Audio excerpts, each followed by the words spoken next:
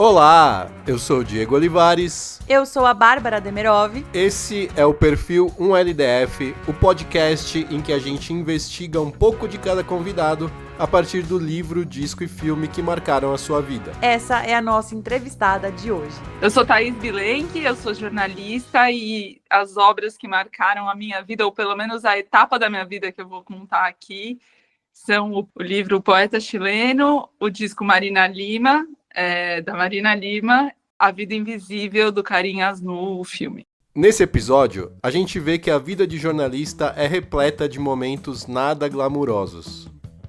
Ela me mandou ir cobrir o concurso de Miss Bumbum, que hoje em dia já é uma instituição funcionando regularmente na sociedade brasileira, mas naquela época era uma grande novidade. E aí passa a vencedora assim, e o fotógrafo faz uma foto do bumbum da vencedora, que era o que já estava vencendo, era o bumbum, e aí pega bem na altura da minha cabeça. A gente fala sobre a revolução que a maternidade pode causar na vida das mulheres. Eu acho que a gravidez, a gestação e a maternidade, elas, assim, a relação que a gente tem com o resto do mundo muda tanto e é tão louco, né? Porque, de repente, as mesmas situações são completamente diferentes, as mesmas pessoas significam outras coisas para você. E ouve a Thaís falando sobre como ela ressignificou um dos momentos mais delicados da sua carreira. A demissão foi algo absolutamente... É uma demissão, né? É uma coisa muito dura, muito difícil, muito, sabe, insólita. Só que vem uma onda, sabe, de afeto, carinho, solidariedade, que eu não imaginava e que me deu uma força, assim, ao mesmo tempo, sabe? Se você gosta de ouvir podcasts sobre política, a voz da Thaís Bilenque é tão familiar que provavelmente você já a considera uma amiga. Sim, e nesse episódio você vai ter a certeza de que ela é mesmo tão legal quanto parece. E ainda conhecer um pouco mais dos seus gostos culturais e das suas histórias de bastidores.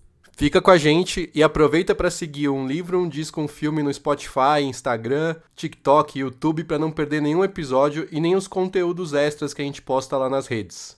E você também pode mandar uma mensagem dizendo qual é o livro, disco e filme que marcaram a sua vida pra gente comentar aqui. Hoje, depois da entrevista com a Thaís, vamos comentar o áudio de mais um ouvinte que participou.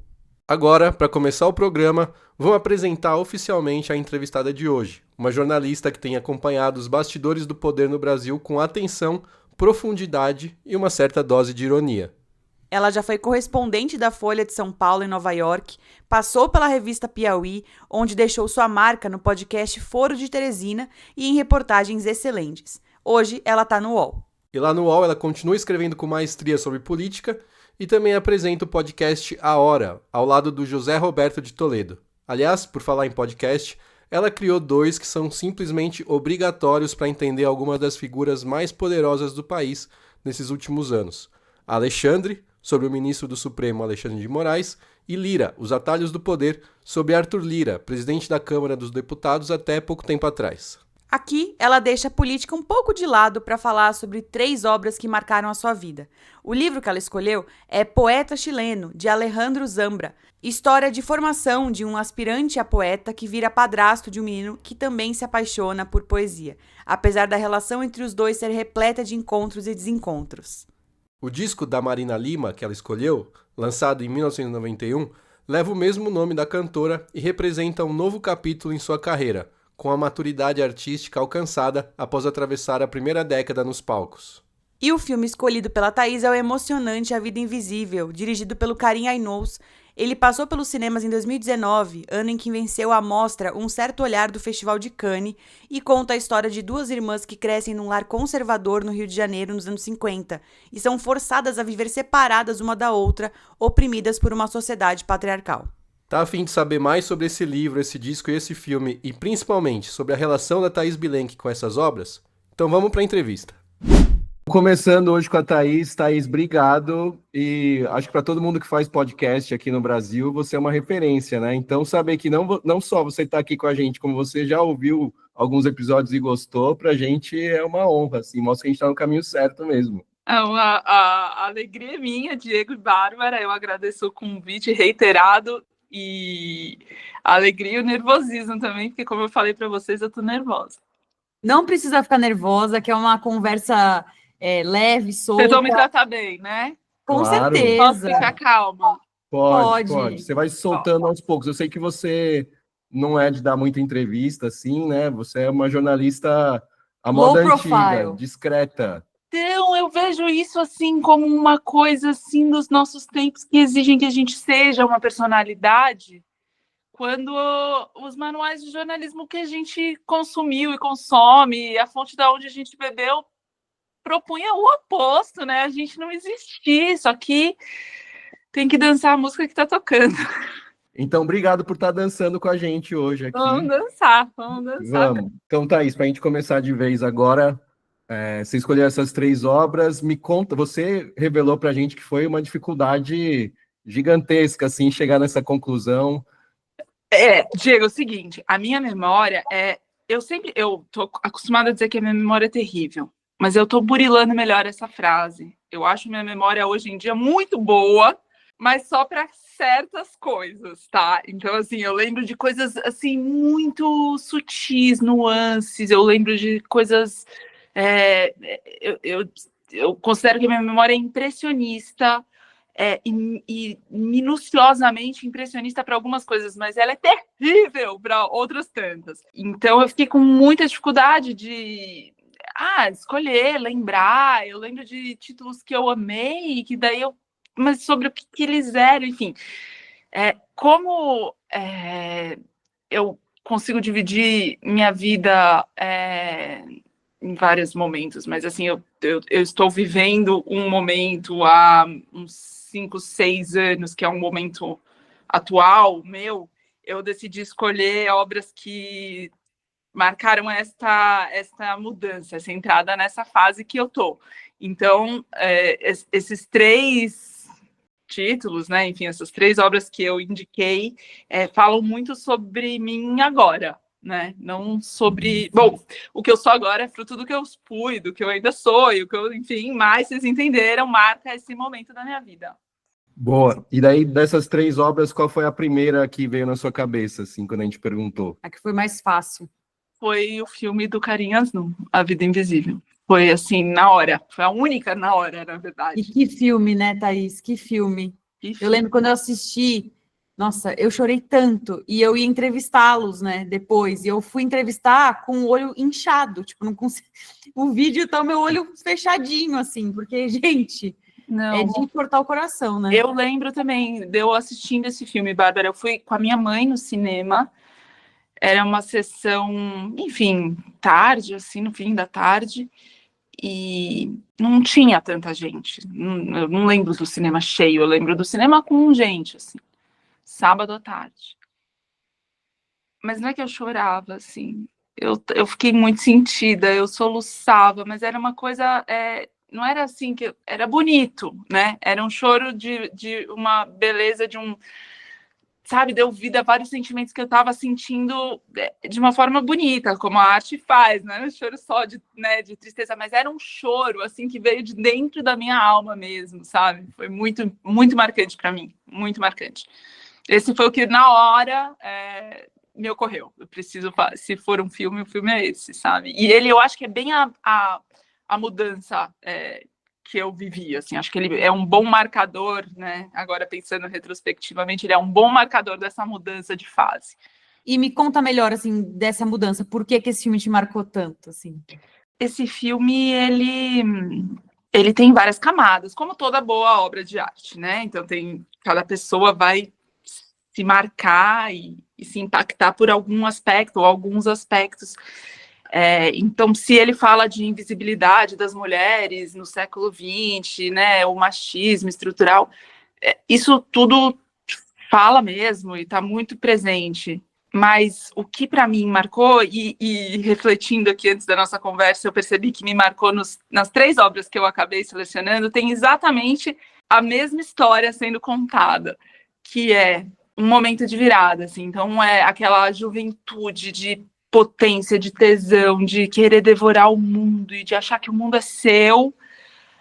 E aí vem a vida, assim, e ela se coloca e de repente... Bom, no caso desse filme, é uma impotência imobilizadora, assim.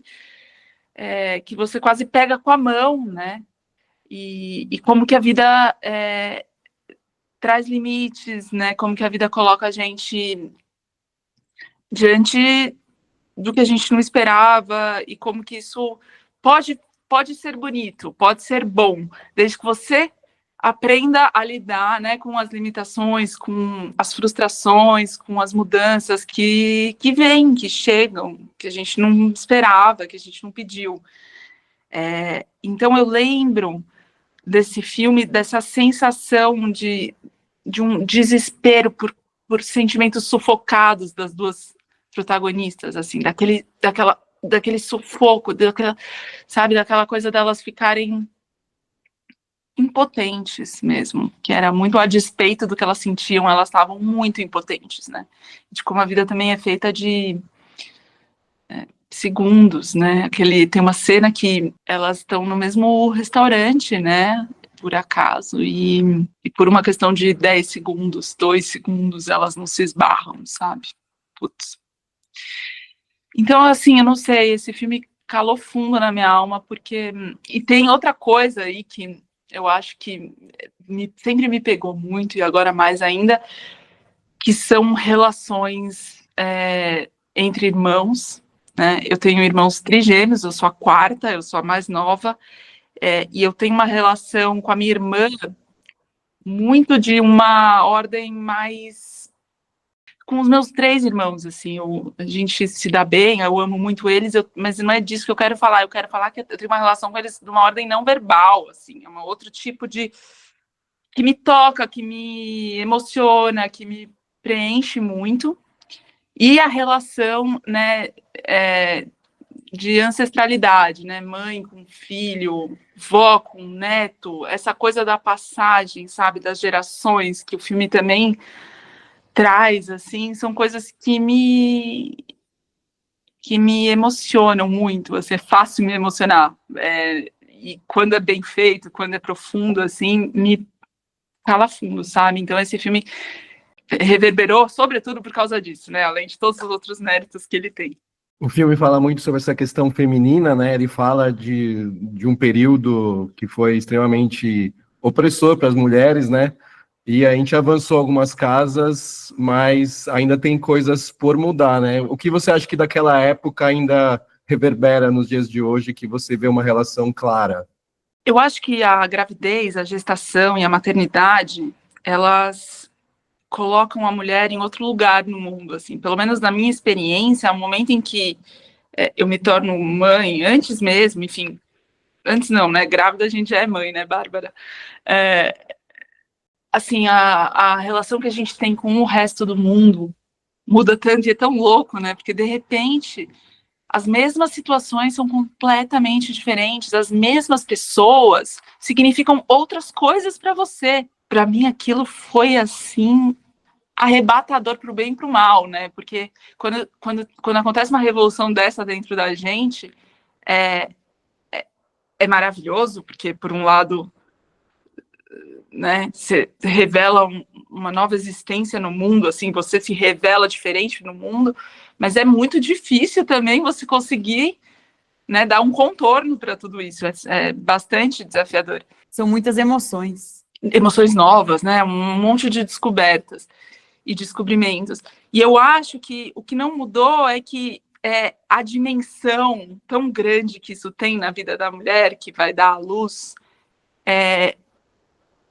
o mundo não comporta, sabe? As relações de trabalho, as relações sociais, as relações dentro de casa, assim, o mundo não consegue comportar essa revolução que as mulheres vivem. E às vezes é de uma maneira muito mais censora, né, de censura e de opressão e violenta, e às vezes não passa por isso, né, por uma violência, mas necessariamente passa por um estranhamento, assim, que é atroz, né, eu quero dizer que você não tem como ser a mesma pessoa no seu trabalho, onde você está há 5 anos depois que você está grávida, entendeu? E depois que você dá à luz, não tem como, assim, só que no mundo real, entre aspas, nada mudou. as pessoas continuam esperando as mesmas coisas de você, o mesmo tipo de comportamento, a risada pelas mesmas piadas, entende? Parece que é invisível aquela revolução tão grande, tão material, que é uma criança, né, uma barriga, depois um nenê, assim, mas parece que para o mundo... E aí, agora até acabei de pensar, assim, eu falei invisível, talvez ecoando o título do filme, que é um livro também, né, porque tem um pouco disso, então eu... assim, acho que tem vários aspectos da questão feminina e da mulher no mundo, Diego, respondendo objetivamente a sua pergunta, mas esse, para mim, é o que me pega, sabe? É o que me pegou, é o que me fez pensar tanto sobre o filme, assim, sentir tanto o filme. Sim. Ai, não, isso realmente é uma revolução mesmo. Eu já me sinto mãe, mas ainda não é uma coisa palpável, assim. Cada chutinho que ela dá, que ela tá grande já, ela mexe muito, inclusive está mexendo nesse momento. Então, isso é muito legal, assim. Foi só a partir desse momento que eu comecei a sentir, não, agora é isso. Mas é difícil se dar conta, né, dessas mudanças. E você não se dá conta de um dia para o outro, engravidei, tudo mudou, nossa, uau. Não, né, cada dia é uma descoberta, assim, depois que nasce, continua um processo, né, nem sei até quando, deve ser para sempre.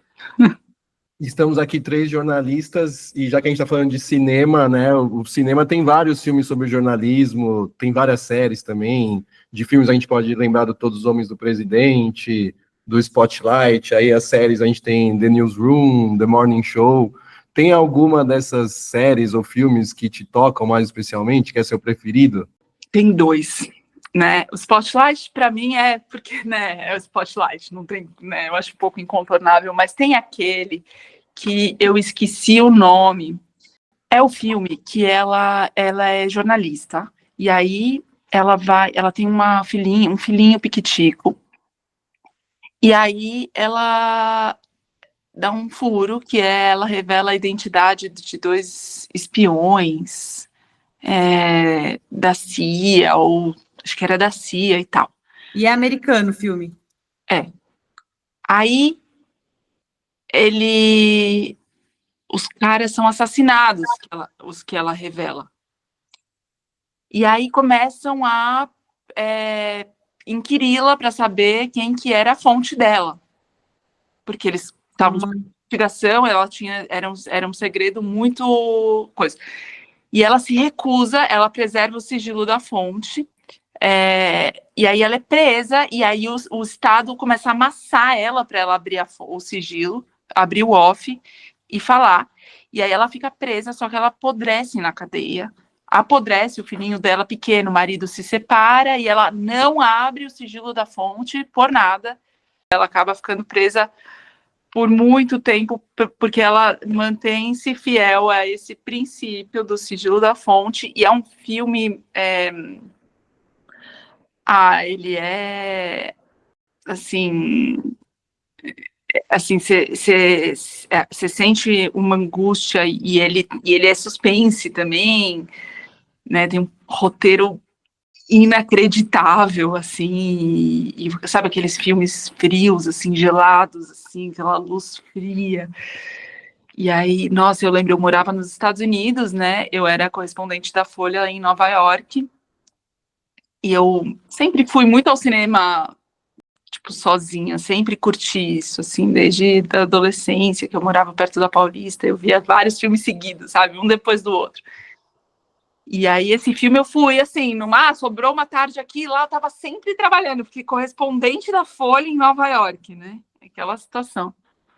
Então, quando eu tava na rua, deu uma brecha, eu entrava no cinema sem me preocupar muito, sabe, que filme que era, porque eu queria ver tudo mesmo. Então, eu entrava e eu não me preparava muito para qual filme eu ia ver, eu ia.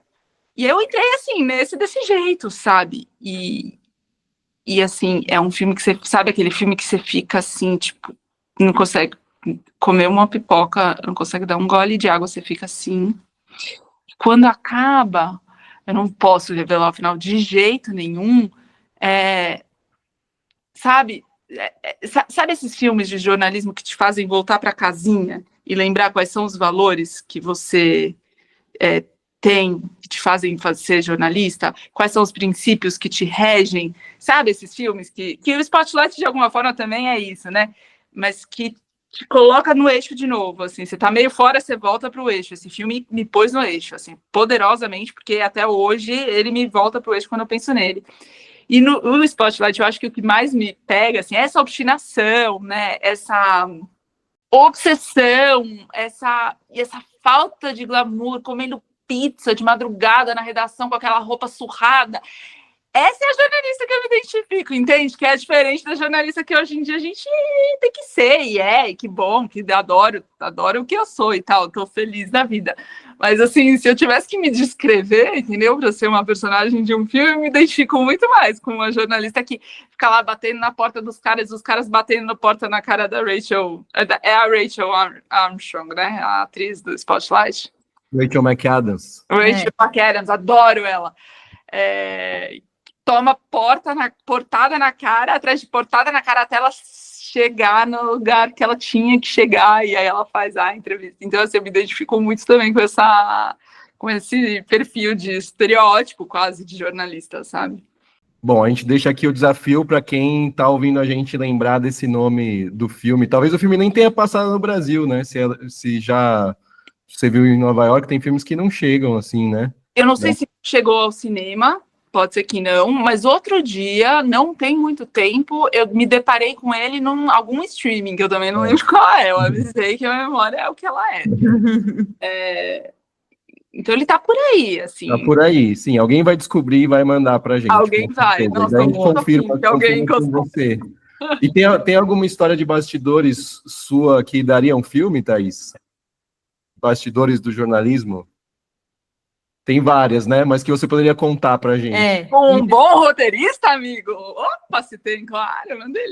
Eu tenho várias histórias divertidas. É que para fazer um bom filme depende de outras coisas. Mas, assim, eu sempre conto. Eu gosto muito dessa história, que para mim foi... me batizou na carreira, vai. Eu comecei a trabalhar como estagiária na faculdade ainda, no primeiro para o segundo ano, que me deu uma urgência em ser jornalista, assim, sabe? Eu queria tanto ir para a redação. Então, assim, no primeiro para o segundo ano eu já entrei e estou aqui até agora. E então eu trabalhei numa revista, né? Depois eu fiquei no Terra Magazine, que era uma revista eletrônica do Portal Terra, né? 2008, 2009, 2010. Aí entrei na Folha. Ainda na faculdade eu entrei na Folha.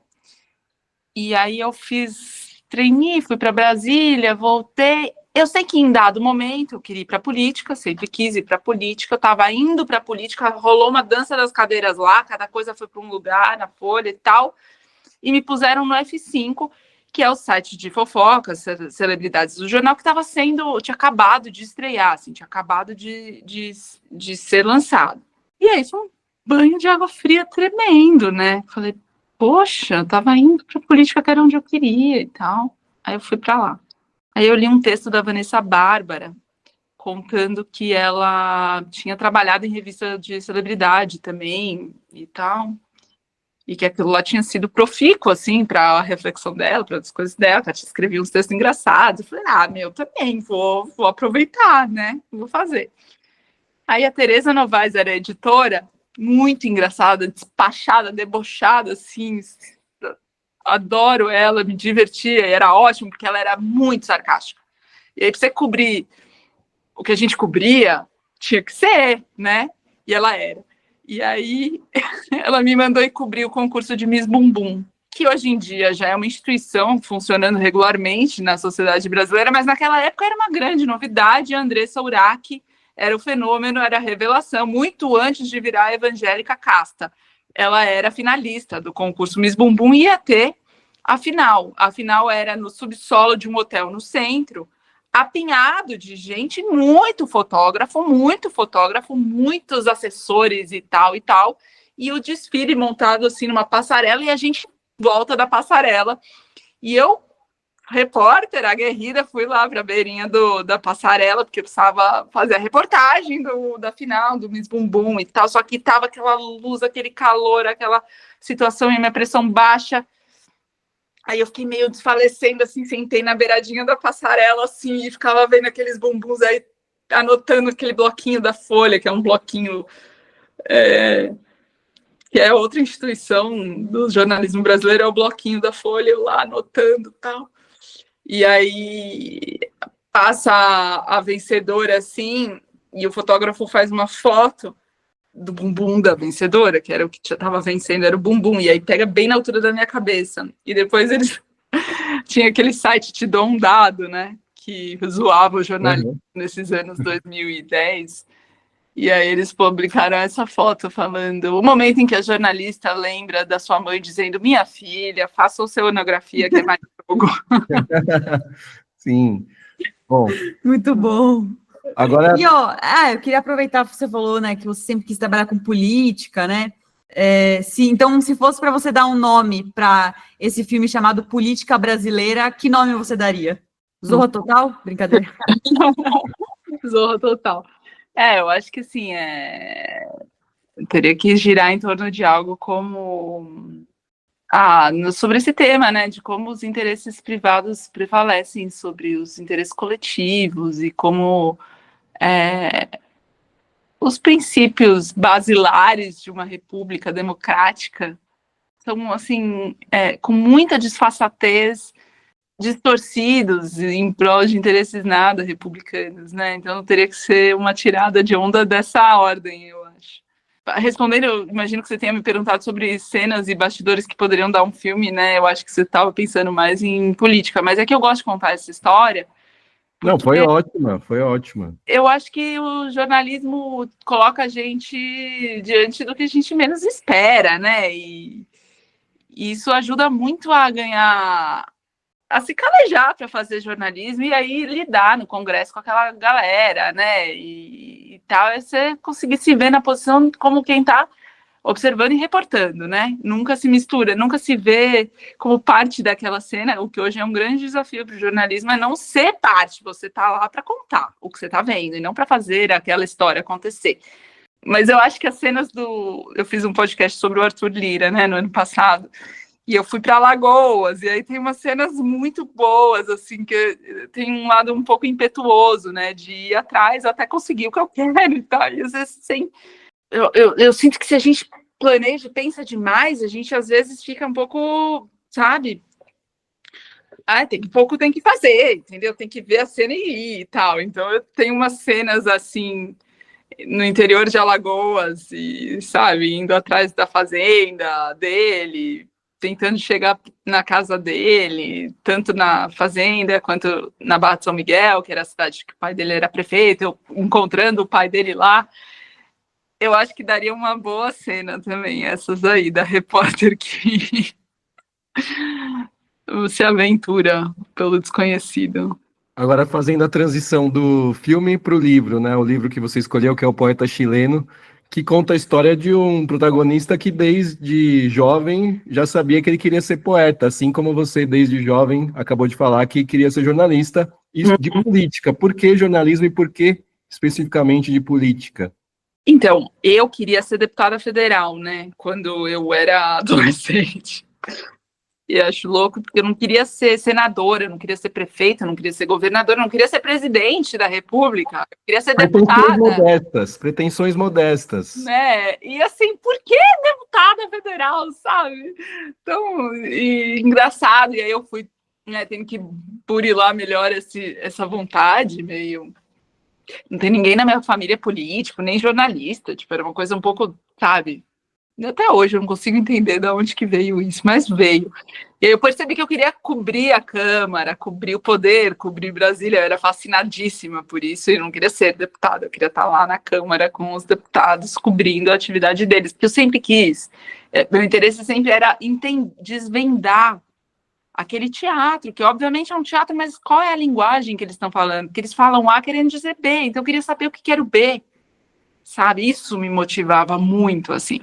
Isso foi meu motor. Queria entender o que eles estavam querendo dizer com aquilo que eles não diziam. E aí fui. Tive que parar no F5, parar em Nova York, fazer algumas coisas até chegar na política, que era onde eu queria chegar, no jornalismo. Então conta pra gente por que você escolheu esse livro, pra gente entrar oficialmente na conversa sobre ele. Mas é que o livro eu escolhi pelo meu momento de vida, menos a ver com o jornalismo, né? O livro, para mim, também, como o filme, fala muito desse momento em que aquela potência e aquela vontade de viver e de devorar o mundo se impõe à vida real, à realidade, às frustrações e os limites, e aí a vida que tem é essa que está aqui. Então eu acho que ele de uma maneira muito espirituosa, conta, né, dos sonhos de adolescente para uma vida de adulto, né? Pro bem e pro mal, e que tem então, aquela cena inicial deles se namorando escondidos debaixo do cobertor no sofá, sabe? Aquilo lá, aquele tesão de viver, né? Aquela explosão de hormônios, e depois o que se transforma, né? O que é aquele momento tão intenso que eles viveram, vira depois na vida deles, e como que as relações se reorganizam, né? Depois que eles se reencontram, já adultos, e ela com um filho, né, e separada, e ele chega e estabelece uma relação com essa criança que precisa de um nome, mas que nome que a gente vai dar, né? E aí ele disseca a palavra padrasto, porque ele precisava da palavra que servia para ele e para o enteado, né? Aí ele descobre que tem uma palavra dos povos originários lá, chilenos, que vale também para pai, para padrasto, né? É muito bonita essa passagem, né? Muito, né? E aí a evolução da relação deles dois, que fala um pouco daquilo que eu falei, dessa coisa das relações que me emocionam, né? Que são relações que não são as relações, por exemplo, nesse caso, né? Que é um padrasto com um enteado, né? Depois a relação dele com a mãe muda, né? Se transforma muitas vezes, mas ele tem uma relação com aquele menino que cresce também e que se transfere na forma também, inclusive, da própria poesia, né? Esse tipo de relação que passa por uma ordem não verbal, sabe? Por uma conexão, às vezes, mais de alma, né? Uma conexão que a gente não assim como não dá para dar um nome para aquela relação, não é uma relação tão óbvia, tem nome, né? Tem um nome, padrasto e enteado, mas que eles procuram o nome deles, assim como não tem esse nome tão óbvio, também não tem palavras também para, porque não é uma coisa, um filho de sangue, um filho biológico, enfim, essas coisas me emocionam, sabe? Elas falam comigo, assim. Muito legal. E, Thaís, os seus textos e os seus podcasts narrativos, eles incluem elementos do jornalismo literário, né? Você acha que existem casos em que o jornalismo também pode ser considerado uma forma de arte? Acho muito. Acho demais. Acho que a gente lida com a matéria-prima mais importante para a obra de arte, né? Que é a vida humana. As complexidades, né? As idiosincrasias, as contradições, o sofrimento atroz e também o regozijo. Então, acho que é matéria-prima para coisa muito boa. Eu estou lendo agora o livro da Rosa Monteiro, né, a Louca da Casa. Ai, quero ler esse. Está aqui em casa esperando chegar a vez dele aqui. Ela discute muito isso, assim, porque ela é escritora e ela é jornalista. E que tipo de jornalista que eu sou, se eu também sou escritora? E qual que é o tipo de concentração que eu tenho quando eu estou escrevendo um artigo de jornal ou quando eu estou escrevendo um livro? Enfim, ela faz um paralelo, enquanto isso ela está escrevendo um livro que é isso, que é um livro, né? Que é um, sei lá, qual que é, não sei se é como que é o gênero, qual é a definição? Ela faz aqueles meio ensaios que ficam que é um pouco autoficção e que é também pesquisa dela, né? Esse eu não li ainda, mas os outros livros dela, né? O Perigo de Estar Lúcida, que inclusive se me perguntarem o meu livro, eu diz que o filme é o meu livro. Já está decidido. Olha o spoiler aí. Vou fazer com ele, Bárbara. Eu falei, eu quero muito fazer com ele. Nossa, tá na hora, vocês duas, então. Aí, vamos marcar essa entrevista. Eu já me metendo no casal. Aí, Ave Maria, metida demais. Então, mas ela discute muito isso, né? Essa relação. Então, eu acho que o jornalismo é porque tem alguns vícios na atividade jornalística que atrapalham muito, né? Que a gente começa a ficar viciado em certas coisas. Aí você se desvia do que tem de melhor, né, na nossa profissão, que é ouro, que é a observação, a cena, o olhar, o sorriso, as contradições, que o cara consegue se contradizer numa frase só, entendeu? Você quer o lead, você quer a manchete, às vezes você, putz, escapa, né? Você tá com pressa, você tá em 10 matérias para fechar ao mesmo tempo, tudo isso atrapalha conseguir ver. Mas... E também as condições de trabalho, né? As redações muito precarizadas, enfim, tem todo o drama do jornalismo atual, que atrapalham um pouquinho essa rota, mas eu acho que a gente se depara com cenas... Quem que foi que... Bom, tem vários exemplos, né? Tem o livro da Carolina de Jesus, né? Que foi uma reportagem do Audálio Dantas que virou. Ele descobre ela numa comunidade e começa a ler e fala, não, peraí, isso aqui tem um valor literário absurdo. Aí, nesse caso, não foi ele que produziu, mas ele identificou e ela virou um fenômeno mundial pela potência da escrita dela. E... Nesse caso não era ele, mas ele teve a sensibilidade de sacar que ele estava diante de vida humana explícita, né? De humanidade, de dignidade humana explícita ali. E a gente sempre se depara com isso. Eu não esqueço, eu era repórter de cotidiano da Folha antes do F5. E eu fui para cobrir educação, mas aí você tá no jornal, na redação, entendeu? Tem que fazer tudo, cobrir de tudo e tal. E me mandaram fazer sei lá o quê, e não sei, assim, em algum lugar, numa periferia muito longe, em São Paulo, e eu passava de escola em escola, e eu sou um pouco obsessiva com essas coisas, então eu tenho que passar, eu passo em todas, entendeu? Eu não consigo passar em uma e falar que eu já fiz, assim, eu vou.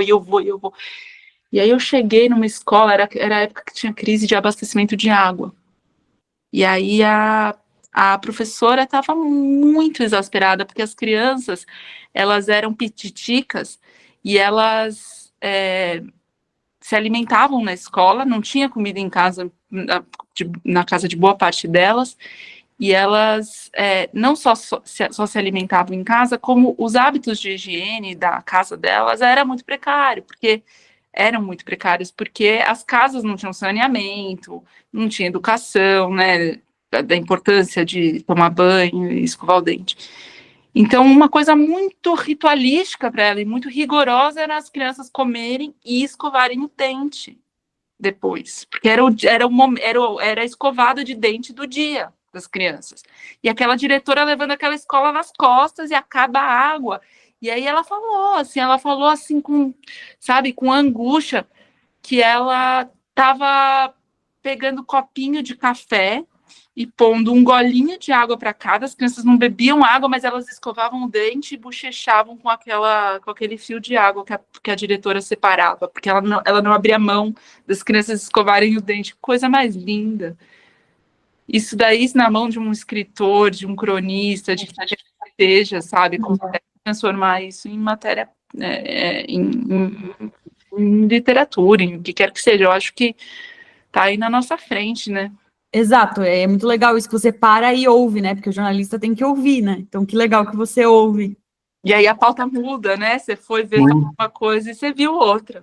Você contou de várias histórias que você acompanhou, né, apurando e observando, mas também teve um caso que a gente resgatou aqui na nossa pesquisa, de um texto publicado na Piauí em 2022, em que você conta a sua viagem à Ucrânia em busca das suas raízes, né? Que foi mais próximo do que a gente está falando da Rosa Monteiro, de se colocar na história, né? E também fazer relações com o mundo ao redor. Como foi essa experiência? O que ela significou para você? Ainda mais você sendo muito discreta, né, Thaís? Exatamente. Foi uma decisão que eu tive que tomar ali. Porque o que aconteceu foi o seguinte: quando eu morava em Nova York, e eu estava sozinha em Nova York é o mundo inteiro, né? Tem gente de todos os lugares, você não é ninguém. Tudo que você tinha de referência na sua cidade, as relações que você tinha construído, você chega lá, você não é nada. Nada. Eu olhava assim e falava assim... Sabe, eu preciso saber mais de onde eu tô vindo, porque, de repente, tudo que eu tinha de referências minhas não serviam para nada para aquelas pessoas. Eu precisava ter uma visão maior. Eu falei, nossa, eu não sei, não tenho informação. Meu pai perdeu o pai dele, bebê de colo, recém-nascido. E por mil coisas da vida, eu não tinha informação da minha família, das minhas origens, e eu falei, não dá para eu saber tudo sobre a vida dos outros, né, de quem eu me interesso, e não saber da minha família. E aí eu voltei de Nova York e fui atrás dessa história, da história do pai do meu pai. E eu fiz uma enorme pesquisa em São Paulo, com os familiares dele, que estavam por aqui e tal.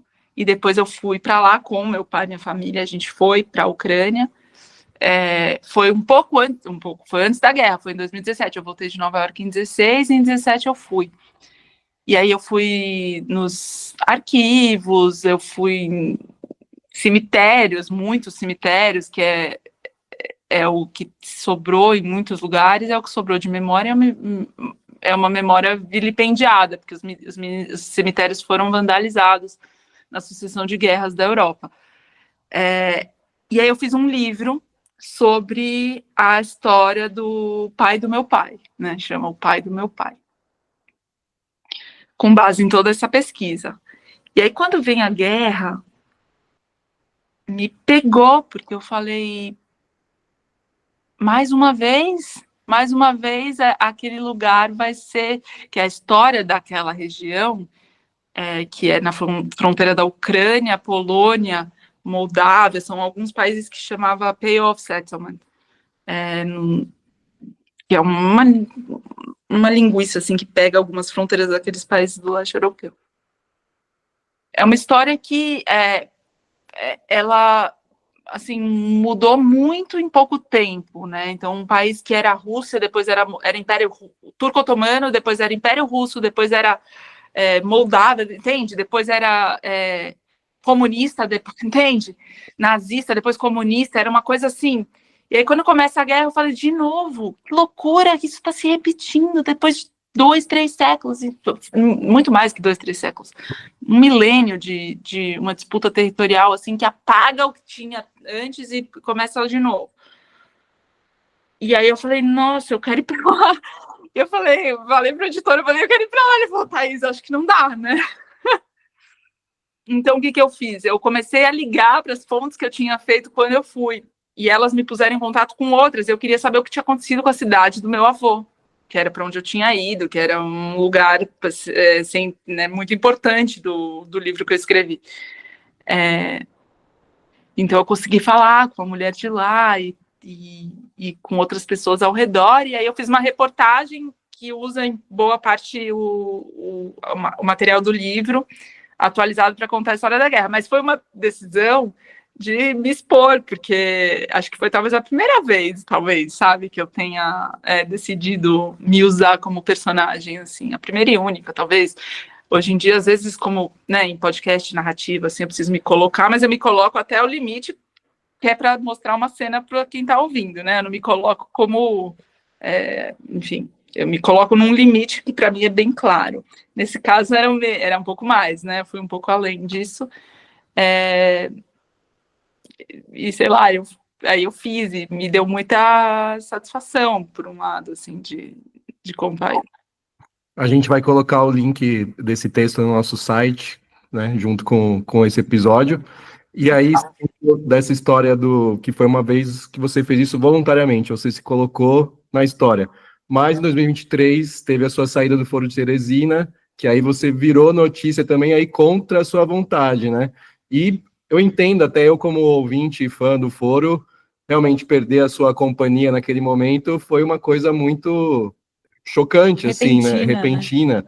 E acho que muitos ouvintes, assim como eu, também sentiram isso, né? Então, como que foi aquele momento para você de se ver envolta contra a sua vontade numa coisa que ganhou proporções que acho que você não imaginava, né? Não imaginava, nem de perto. Nossa, Diego, foi uma coisa, foi uma experiência muito, muito, muito louca, assim, eu não... É isso, assim, eu nunca... Imagina, né? Eu não sei, eu sou na minha, né? Eu adoro ser jornalista e câmera, e o que quer que seja, mas não sobre mim, né? Aí, de repente, acontece aquilo que foi daquele jeito lá que vocês viram, né? Foi aquilo que aconteceu. E aí começa o F5, me ligou pra eu dar uma entrevista. O F5, sabe? Olha como o mundo dá voltas, né? Nossa, eu pensei, falei, agora é sério que o F5 quer me entrevistar? Vários sites de fofoca, vários e tal. E eu, gente, nenhuma chance de eu, sabe? Primeiro que eu precisava eu digerir e entender o que estava, elaborar o que estava acontecendo. Porque a demissão foi algo absolutamente... É uma demissão, né? É uma coisa muito dura, muito difícil, muito, sabe, insólita. Só que vem uma onda, sabe, de afeto, carinho, solidariedade que eu não imaginava e que me deu uma força, assim, ao mesmo tempo, sabe? Uma onda muito boa, entendeu? Então eu tinha muita coisa para elaborar, e eu tava vendo várias coisas na minha vida também junto com aquilo, sabe?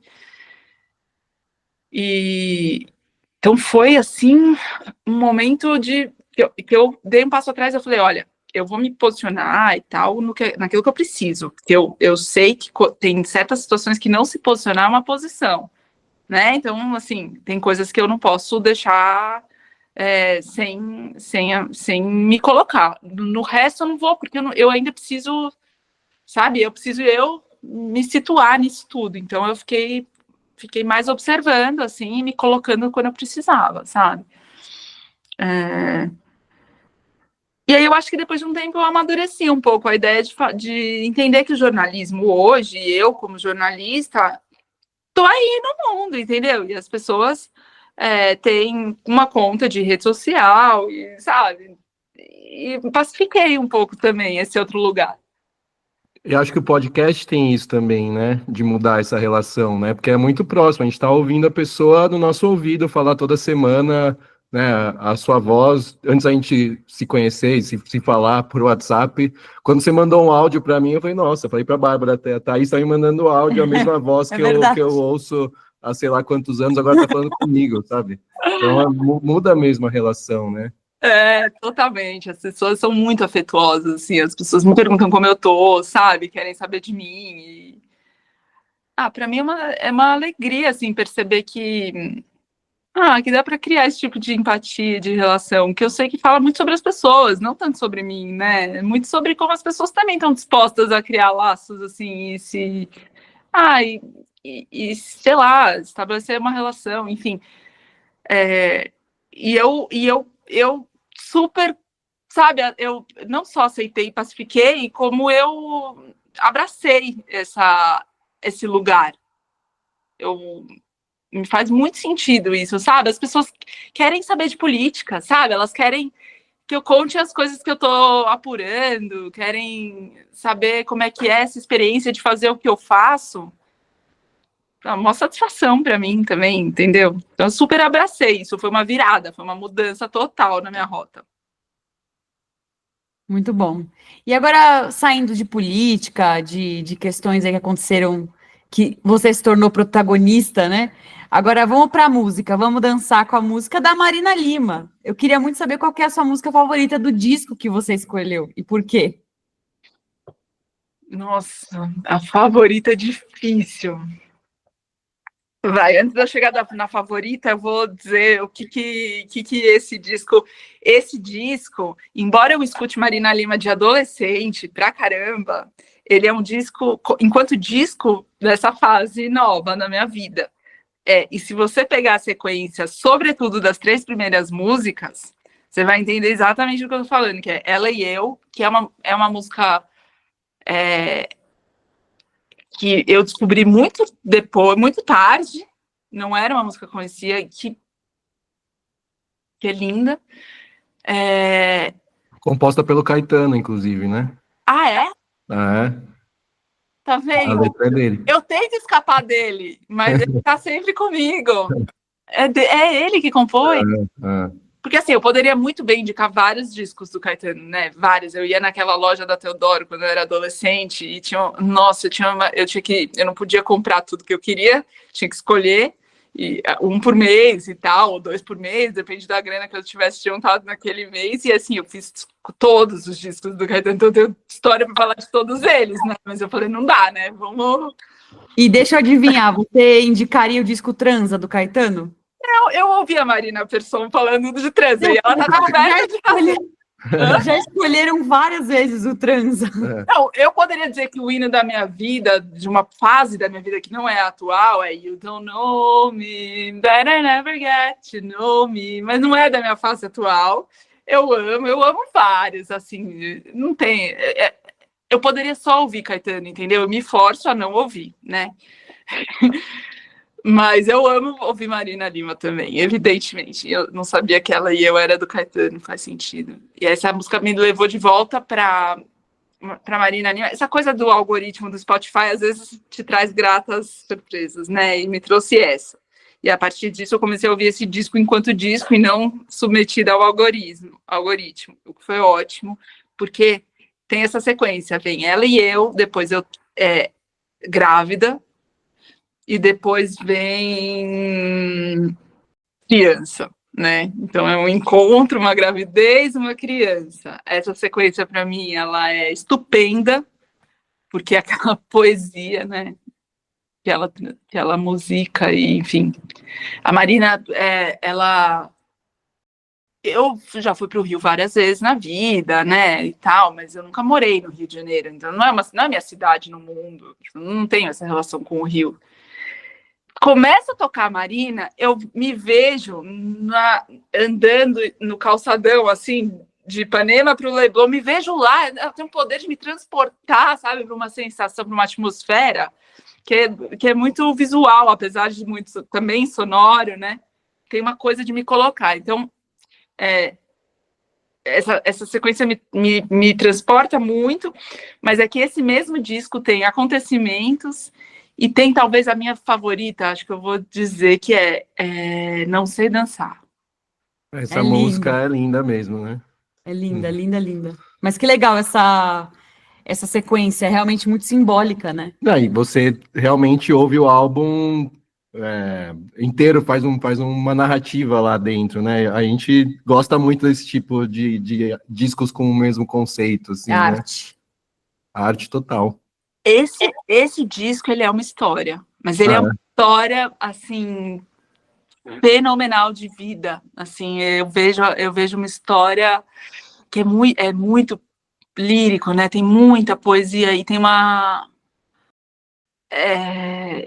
ele pega questõezinhas assim que estão lá, sabe? E faz faz uma música, faz arte, assim. E é o primeiro álbum que ela assinou como Marina Lima, assim, então ela estava se afirmando mesmo como artista, né? Tanto que é o nome, ela assina como Marina Lima e o nome do álbum também é Marina Lima, né? Então isso já é simbólico disso, né? Ela tá lá querendo dizer, eu sou eu, essa sou eu. E olha que interessante. Não sabia. Eu me sinto um pouco, sabe, assinando com nome e sobrenome, embora sempre tenha assinado, me sinto um pouco, né, nesse lugar de... Então é isso, eu sou essa aqui mesmo, né, isso que a gente tá falando, assim mesmo, eu me sinto nesse momento, eu não sabia que esse disco era isso para ela. Sim, e você falou, uma das músicas que a gente pensou também logo de cara quando ouviu o disco foi o Grávida, que você citou, né, que é a segunda música, que é uma parceria dela com Arnaldo Antunes, ele que compôs com ela. E aí ela fala de vários... Não fala da gestação que vocês, mulheres, vivenciam, né? De gerar uma criança, mas sim de ideias, de projetos. E você é uma pessoa que é mãe, e também é mãe de muitos projetos, né? Você acha que dá para comparar uma coisa com a outra? Acho. Não, eu acho que tem... mas eu acho que dá para falar de uma gestação de criança também nisso, sabe? Ela tá grávida de um terremoto, sabe? Verdade, verdade. A metáfora tá aí para isso, para cada um entender e fazer sentido naquilo que é, né, para cada pessoa, assim. Mas eu acho que quando a gente põe um projeto no mundo, assim, você fica lá meses gestando, meses trabalhando, meses fazendo, envolvida e tal. Tem uma coisa que eu vivo muito fazendo perfis, né? Que eu me embebedo da pessoa. Eu entro, assim, eu começo a consumir tudo dela, né? Assim, vídeo, coisa, livro, texto. Eu entro lá ali, assim, e cada vez mais dá para fazer isso, que é entrar nos vídeos, né, entrevistas, coisas antigas, porque a internet está trazendo cada vez mais material, assim. Então é como se eu me sinto assim, muito íntima da pessoa, assim, muito íntima, não no sentido, claro, pessoal, né, às vezes eu só vou conhecer a pessoa no final da apuração, mas íntima no sentido de manjar a história dela, o jeito que ela se coloca no mundo, as coisas que ela fala. Sei lá, fiz o perfil da Joyce Hasselman, né? Que eu conhecia do Congresso e eu via ela sempre, eu sabia muito bem quem ela era, tal. Mas ela só foi me dar a entrevista mesmo aos 45 do segundo tempo. Eu ia publicar 100, só que eu tinha ido para Ponta Grossa e eu tinha feito eu acho que assim, talvez eu nunca na minha vida vá fazer uma pesquisa, uma apuração como essa, assim. Acho que foi a pessoa que eu senti mais isso, sabe? Mais essa intimidade. Eu falei com muita gente, eu vi muito documento, eu li muito. Quando ela veio falar comigo, eu meio que quase corrigia ela das datas, tá ligado? Eu falava assim, não, isso foi não sei quando. Então, claro que se aconteceu foi uma vez só, óbvio que não, né? Óbvio que a vida é dela, não tem nada a ver com isso. E seguiu e tá, né? Não tem nenhuma relação, zero. Mas tem um lado que você tá muito envolvido com aquilo, né? Então é uma gestação mesmo, de fato. Muito bom. E, Thaís, você cresceu na virada dos anos 90 para o 2000, né? Você viveu a época do emo, das boy bands, das diva pop, Britney Spears, né? O que tocava no seu MP3 player naquela época? Já que Marina é um gosto mais que você descobriu esse disco que você citou pelo algoritmo e tal, e você falou que eu ouvia Marina Lima, mas não com tanta atenção, assim, mas naquela época da juventude... Que não tinha algoritmo, né? É. Não, eu ouvia muito Marina Lima, eu ouvia CD. Eu tinha muita fita cassete, eu tenho uma grande amiga que é a Gabi, a Gabriela Mazamati, que gravava fitas para mim, que ela curava, né, da curadoria dela. E aí a gente não tinha essa oferta. Então eu ia viajar, aí eu levava a fita da Gabi. E aí era Tata 1, Tata 2, Tata 3, Tata é meu apelido. E aí tinha um efeito como disco, porque a ordem das músicas que eu ouvia no repeat, assim, exaustivamente aquela coisa. Então tinha uma obra lá que ela fazia para mim. Isso é uma arte fazer a ordem da mixtape. E ó, quem tá falando é o artista, tá? Porque ele monta playlist desde antes da gente namorar, tá? Ele já fazia playlist para mim. Ele me conquistou. Você ganhou nessa, né, Bárbara? Tem que saber passar o recado lá, né? Totalmente, é uma arte total, assim, eu dou fé, boto fé que, assim, real, tem pouca gente que sabe fazer como a Gabi e possivelmente você tá em segundo depois da Gabi, assim, nessa arte. É verdade. Pela cara da Bárbara, eu digo. Gabi, né, mas acredito, mas enfim... Eu ouvia muito fita cassete, eu tinha umas fitas que eram da minha mãe, fita cassete bem antiga e tal, e aí logo veio o CD. Então eu ouvi CD, eu tinha esse ritual de ir naquela loja da Teodoro Sampaio, sabe, que ficava naquela galeria, que é um clássico, não sei o nome, não vou lembrar nem a pau. E eu ia lá, e aí eu consumi muito, tipo, MPB em geral, Caetano, a discografia completa. Eu ouvia muito Marina Lima, mas eu ouvia lembram que tinha aquela coletânea As Melhores daí tinha todo mundo que era preto, branco e azul. Todas as capas eram preto, branco e azul. Desbloqueou uma memória agora. Você lembrou? Lembrei. Que cara, tinha a do coleção Djavan. perfil, assim, alguma coisa assim, né? Tinha isso. Nas lojas de CD que eu amava, gente. Lembra quando tinha aquelas lojas de CDs dentro da Renner? Tinha na Americanas. Tinha tinha tudo, em mas todos na os lugares, Renner, eu tinha. lembro especificamente da Renner. tinha umas áreas de disco, assim, e no Carrefour, né, dentro do mercado. Sim, sempre tinha uma... Nossa, era muito legal. Aí me veio a memória, assim. Esses discos tinham nesses lugares, exatamente isso. Mas eu tinha um da Marina Lima e eu conheço a ordem desse pra caramba, mas eram as melhores né? Então não era um disco, assim. Então, enquanto disco da Marina foi agora, nessa fase. Mas eu ouvia muito. Mas eu ouvia, por exemplo, muito Carlinhos Brown, sabe? E eu ouvia, desses hits, Backstreet Boys e aquelas Spice Girls. Nossa, tipo, a gente tinha coreografia, cada amiga era uma, aquela coisa toda, né? Você era qual das Spice Girls? Não sei, não era muito óbvio, a gente disputava a Ema, sei lá qual que a gente disputava, todo mundo achava que era uma, né? Nem sei qual que eu era. Mas a gente fazia altas coreografias, ficava ensaiando a tarde inteira, aquela coisa de criança pré-adolescente, né? Era muito divertido. Mas, não, eu tava lembrando esses dias, assim, como o axé era muito presente na nossa vida, e como ele é obsceno e sexualizado absurdamente, a gente dançava El Chan, a boquinha da garrafa, porra toda, com 10, 9 anos, sei lá quantos anos, nem faço ideia de quantos anos, nem passava perto do que tava fazendo, né? País, eu faço um adendo, eu dançava na boquinha da garrafa em festas de família, assim, com a minha prima, gente, sabe? A apresentação era normal. Era divertido. Aí, ó, dancem aí, gente, olha que legal, na boquinha da garrafa. Com 7 anos, eu juro, é memória de infância. Também, a gente é dessa, que ano que você nasceu?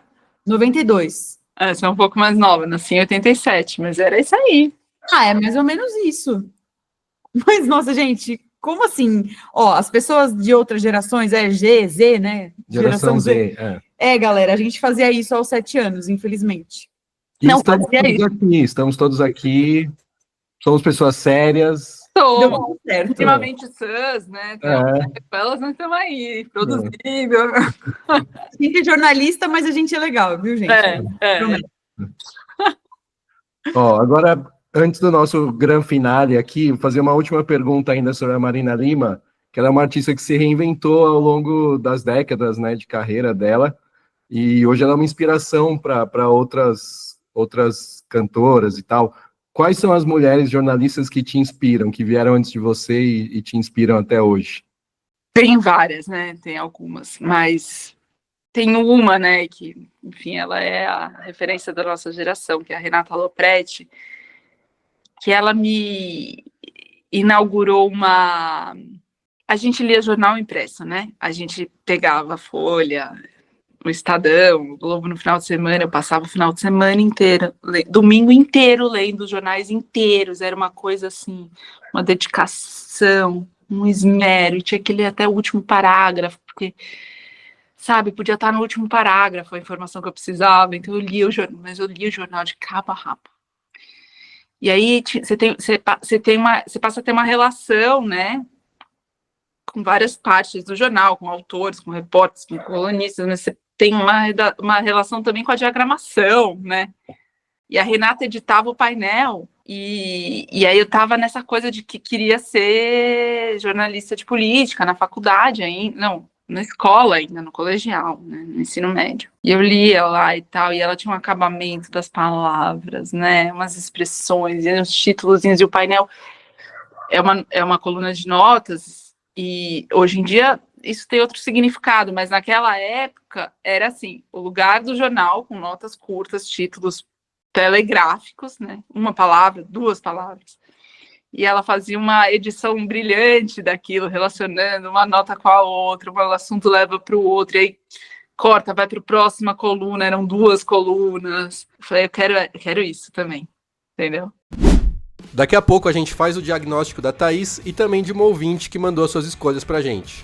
Mas antes, a gente queria contar que você que tá ouvindo pode levar um livro, um disco, um filme para sua empresa. Exatamente. A gente tem um formato offline, no mundo real, com rodas de conversas e dinâmicas de integração em empresas a partir do livro, disco e filme que marcaram a vida das pessoas. É um jeito diferente e leve de conhecer mais sobre quem trabalha com você. Afinal, a gente sabe melhor do que ninguém que dá pra contar muito da história de uma pessoa a partir das suas obras favoritas. Então, se você quer levar um LDF para sua empresa, entre em contato com a gente pelo Instagram, @umlivrodiscofilme, ou pelo e-mail, umlivrodiscofilme@gmail.com. Vai ser um prazer falar com vocês. Por aqui, a gente volta com a Thaís Bilenque para a tão aguardada análise final. Thaís, você é ouvinte do nosso podcast, então você sabe que no final do episódio a gente faz um diagnóstico, né, do nosso convidado, da nossa convidada, e agora chegou a sua vez. E é o Diego, hein? E você já deu um spoiler, não sei se você já percebeu, você é tão boa em fazer perfil das pessoas que você se autoanalisou aqui algumas vezes durante a nossa conversa. Sim. Então eu vou pegar o gancho, você mesma falou, né, que você fez um recorte de 3 obras que significam muito para você nesses últimos anos, né, e agora há pouco, falando da Marina Lima, você deu a deixa final, assim, né, que você se encontrou, você é uma pessoa que hoje, eu diria que você está no seu auge, você se sente assim, você se sente completa, você se sente que você nunca foi tão Thaís Bilenque como você é agora, então é isso, essa personalidade forte de quem sabe o que quer e quem chegou e que a gente que te acompanha sabe e acaba torcendo por você, criando essa relação que você mesma falou, que cria e cria mesmo, sou testemunha disso, e a gente torce por você, a gente se orgulha, a gente lê suas matérias e a gente vê aqui na conversa que você está plena, está feliz, está segura, então você é uma pessoa assim, Autêntica. plena, autêntica. Não, e digo mais, é muito legal como jornalista ver uma jornalista tão humana, né, que a gente até falou isso, quando eu diagnostiquei a Maeve Jenkins, né, eu falei que ela era muito humana, Sim. E você também me veio com isso, assim, porque você ouve muito, você tem essa dedicação, esse brilho no olhar, né, misturado também, claro, com seriedade, né, o que é essencial, mas eu acho muito legal como jornalista, me identifiquei com você, assim, porque não é bom perder o brilho no olho, sabe? Então eu espero que você nunca perca. Ah, que legal, gente. Obrigada. Super legal. Eu acho que eu tenho esse brilho no olhar, enfim, acho que a gente vai aprendendo ao longo da vida a se enxergar, né? Que é um grande desafio, é saber se ver de fora, né?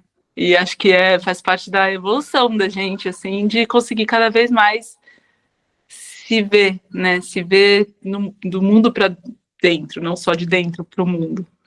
Então, adorei que essa conversa ajudou um pouco nessa elaboração também.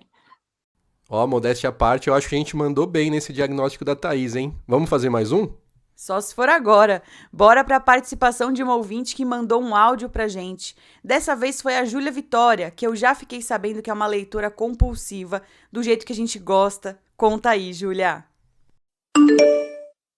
E aí, galera do Um Livro, Um Disco e Um Filme, eu sou a Júlia, tenho 27 anos, sou arquiteta, e um livro que me marcou muito foi Os Contos de Emília, de Monteiro Lobato. Para quem não me conhece, eu já li aproximadamente 2.050 livros. De todos esses, os que eu mais gostei somam 846, tô lendo 847 agora, que eu caracterizo como livros que eu gostei, são esses dentro dos 2.000. Contos de Emília de Monteiro Lobato marcaram a minha infância. É uma série de livros enormes que contam várias histórias da Emília no sítio do Pica-Pau Amarelo. E a história que mais me marcou foi quando a Emília caiu no rio e ela ainda não falava. E ela voltou falando porque ela encontrou alguns personagens que deram a pílula da fala para ela. Uma pílula encantada que deu voz para Emília. E é muito importante na sociedade hoje em dia a gente falar sobre a voz das pessoas, das mulheres e das crianças principalmente. Um disco que me marcou foi o disco do Night Visions Tour do Imagine Dragons de 2012, se eu não me engano. E a música que mais me marcou foi On Top of the World, que fala sobre se você ama alguém, fala agora, não espera. Não seja imediatista, mas também não viva no futuro, seja mais presente. E um filme que me marcou foi Comer, Rezar, Amar, porque ele fala muito sobre recomeços, sobre amores que você acredita, que você passa a vida inteira acreditando, e mesmo quando você acaba desacreditando deles ou tendo revelações um pouco desagradáveis. Mostra que a vida ainda tem como recomeçar sem que você perca seus valores. E é isso, um abraço. E essa escolha pelo Monteiro Lobato, hein? Polêmica, né, Diego? Verdade. É inegável que o Monteiro Lobato fez parte da formação literária de várias gerações de brasileiros, mas hoje não dá pra gente falar dele sem mencionar algumas posições racistas que ele chegou a defender abertamente. É um tema sério e muitos estudiosos têm escrito sobre isso nos últimos anos. Fica aqui o nosso lembrete para todo mundo que estiver ouvindo de que vale a pena dar uma pesquisada. Mas, para Júlia, Monteiro Lobato acabou sendo uma porta de entrada para os mais de 2.000 livros que ela leu desde então. E isso é muito valioso. Ela falou dessa história de alguém que encontra sua voz, o que também é bastante importante. Pois é, para mim, as escolhas dela refletem alguém que encontrou a sua voz, como a boneca Emília que a Júlia cita, e usa essa voz para anunciar seu amor sem medo, como a música do Imagine Dragons, e tem a coragem até mesmo de se reinventar diante de alguma frustração, igual a protagonista do filme Comer, Rezar e Amar. E já que a Júlia é arquiteta, dá para dizer que ela tá a todo tempo desenhando o mundo que quer construir para si, com um lugar especial para livros, discos e filmes.